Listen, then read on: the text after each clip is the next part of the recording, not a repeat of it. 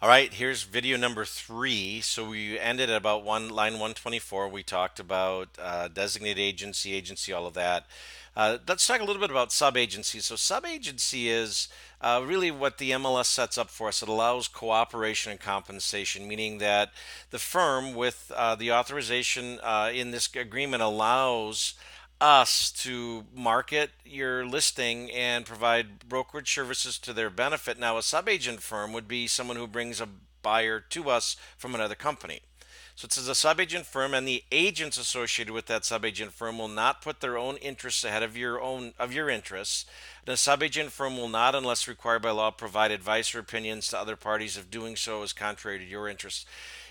This is happening less and less and less. But basically, what it means is that if I've got the listing out on the MLS and an agent from another company drafts an offer not as a buyer's agent, as a subagent of the seller, their obligation and loyalty is to our seller. So that's really what it talks about in subagency. Now, if they draft the offer as a buyer's agent, meaning they have a buyer agency agreement in place, they now eliminate that idea. So that statement, they then represent the buyer. Their buyer's best interests are first and foremost. So that's really what that talks about. It talks about then confidentiality, notice to clients, and it talks about the things that we can keep confidential and those things that we cannot. So there are some disclosures that we are, no matter what, we are not able to keep confidential. Number one would be a material adverse fact as defined by Section 452 of Wisconsin statutes, and that goes into detail on lines 195 through 198. So let's go there and look at that for a moment, because I always like to cover that with the seller. What a material adverse fact is a fact that is partly indicates is such significance or that is generally recognized by a competent licensee as being such significance to a reasonable party that it affects or would affect the party's decision to enter into a contract or agreement concerning a transaction or affects or would affect the party's decision about the terms of such a contract or agreement. Totally clear, right? Absolutely not. So, what I'll typically do, if you think there's something that you've been made aware of with regard to the property that would be considered a material adverse fact. So, for example, the seller says when they're filling out the property condition report, we have had leaking in the basement. It hasn't happened in a while. It must have taken care of itself. That possibly could be a material adverse fact because that might be significant enough that it would prevent someone from entering into the contract. And so I would need to disclose that. Now, that example probably isn't a great one because I would highly, highly, highly encourage the seller to just disclose that on the condition report because that to me that's better than anything else. So that's it. Now it also says any facts known by the firm and its agents that contradicts any information included in a written inspection report on the property or real estate that's subject to the transaction. That does have to be disclosed as well. So here's where it becomes interesting. So let's say we take this listing, we get an offer quickly, we have there's an inspection contingency in the offer. The buyers do the inspection and it comes back with a list of items that could be considered defects. Now that the seller has knowledge of that, the best practice for that seller, if for some reason the deal doesn't happen and the buyer walks away, would be to amend the property condition report or the condition report so that it reflects those items. That's what that's talking about. If the seller won't amend the condition report to disclose that, this statement says you're required to do that, and by this contract we are. So just know that it says to ensure that the firm and its agents are aware of what specific information you consider confidential. You may want to list that information below. So lines 147 through 148 would be that. Now, like the thing I see once in a while on that might be home sale is due to divorce, right? So the idea would be that in order to settle a divorce, the seller has to sell. If that information were disclosed to a buyer, it might harm the seller. So we want to just list that's one of them that I've seen once in a while. I don't see much else.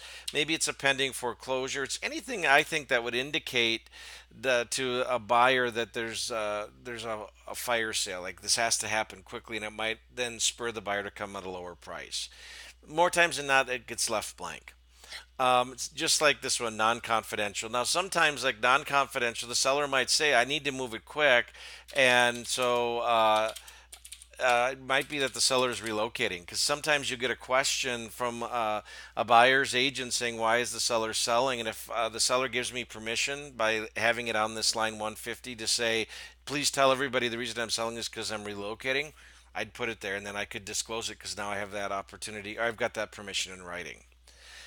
All right, line 151 through 158 talks about what the seller's obligations to cooperate with us are. It says the parties agree that the firm and the agents will work and cooperate with other firms and agents in marketing the property, including firm acting as subagents and firms representing buyers. Cooperation includes providing access to the property. It also presenting offers and other proposals to the seller. There's a note that says any firms with whom the firm shall not cooperate, any firms or agents or buyers who shall not be allowed to attend the showings, and specific items offers which should not be submitted to seller. We're going to list those out. I This again is one that you probably would never use, or the rarely. I've had it happen once where I had a seller say, for whatever reason whatsoever, no way, shape, or form can agent John Smith from XYZ Realty have access to this property or do anything with regard to the sale. And so I would list John Smith, XYZ Realty, no access, nothing with regard to the property.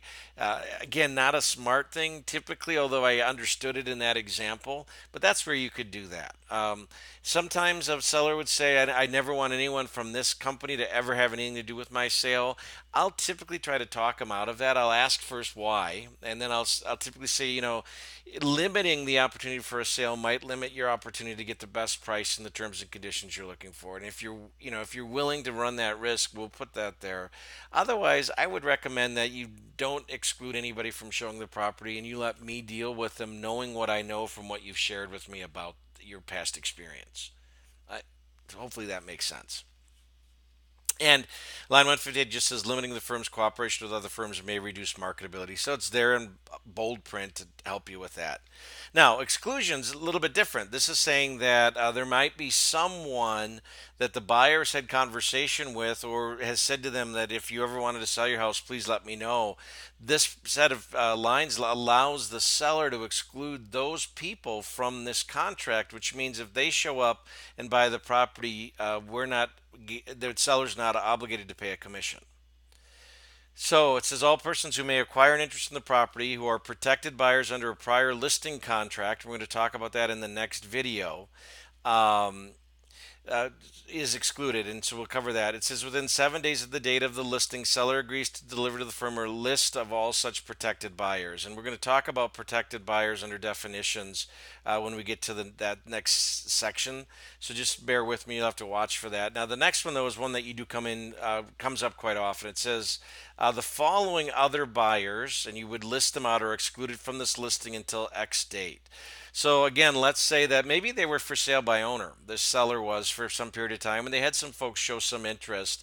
You want to be as specific as possible if the seller has that to list their names, and then you will exclude them from this contract for a period of time. Now, here's my coaching on this. Let's say they say John and Sally Smith. Of Verona, Wisconsin. Again, I want to be as specific as possible. They said they have a strong interest. I'll say, no, Mr. and Mrs. Seller, let's do this. Let's make that exclusion date a relatively short time frame, and I like to do no more than 10 days. So, and I would say this to them. Here's what I know. If we leave this open ended, John and Sally will be floating out there forever. If you give them a deadline and say, "Hey, I can do this for you," exclude it from the listing contract, which means that we could probably negotiate something better if you bring me an offer no later than the 7th of July. So we give them a deadline. Now, every once in a while, you're going to have a seller who wants to leave that open for the whole listing contract date.